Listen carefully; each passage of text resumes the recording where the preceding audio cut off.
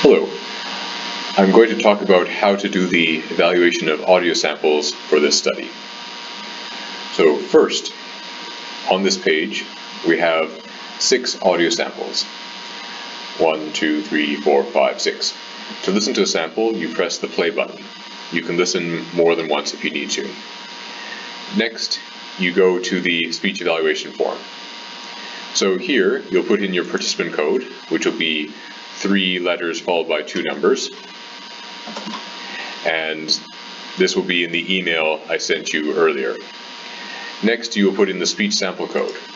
So for example, if we're starting with sample 1, I would write down 1 for the speech sample code. Next, we have the overall comprehensibility. So for this form, we have a scale from 1 to 9. So a 1 is completely bad, and a 9 is completely good.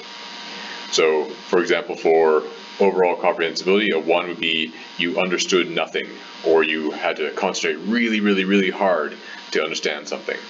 And a 9 was that you could understand everything, and it was very easy to understand. So for overall comprehensibility, this is not about only how correct the speech is, but how much effort is required to understand the speaker. For example, if I'm listening to somebody talking about their favorite sports team, but I'm not familiar with that sport, it would be very difficult to understand because I don't know that sport, even if they were speaking grammatically correctly or they had enough vocabulary. On the other hand, if they were making many mistakes with vocabulary or grammar, it would also require a lot of effort to understand.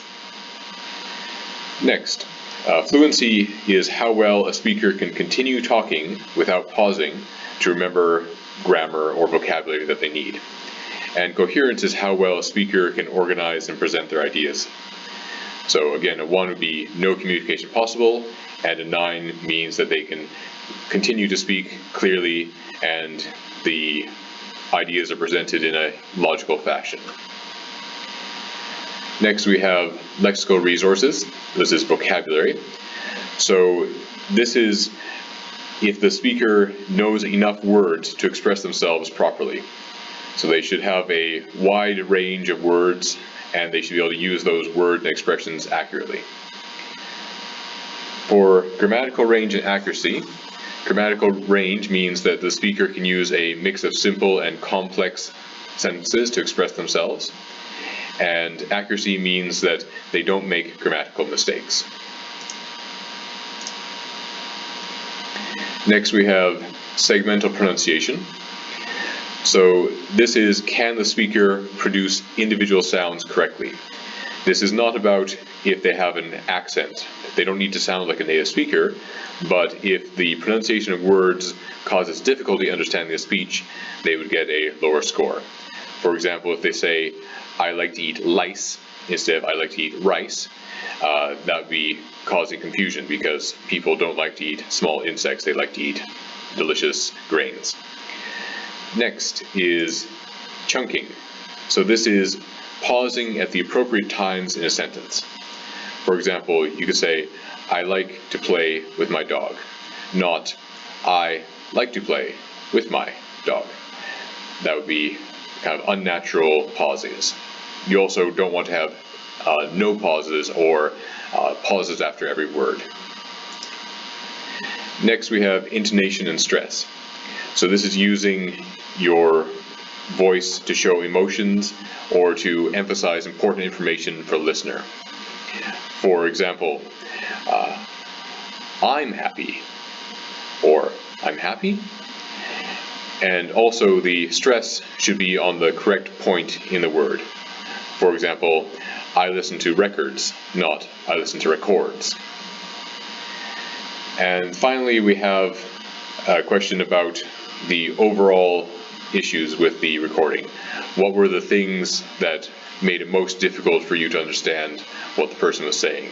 This could be something like there were too many pauses, or the listener or the speaker didn't have enough vocabulary to express themselves properly, or they didn't speak loudly enough, or they didn't organize their ideas coherently. So for example here I could say too many pauses. Once this is finished, you click submit. Make sure that you answered all the questions, and then click submit. And then you have to scroll up, and you'll see here your response has been recorded, and then you click submit another response. Then you would listen to the next sample, for example sample 2. So you put your participant code and sample 2, and you continue. When you have answered the forms for all 6 samples, you can then click here to go to the next set of samples and take a small break, let yourself relax a little bit, and then when you're ready you can start listening to this next set of samples. Again, 7, 8, 9, 10, 11, 12. When you're finished, you click here to go to the next set.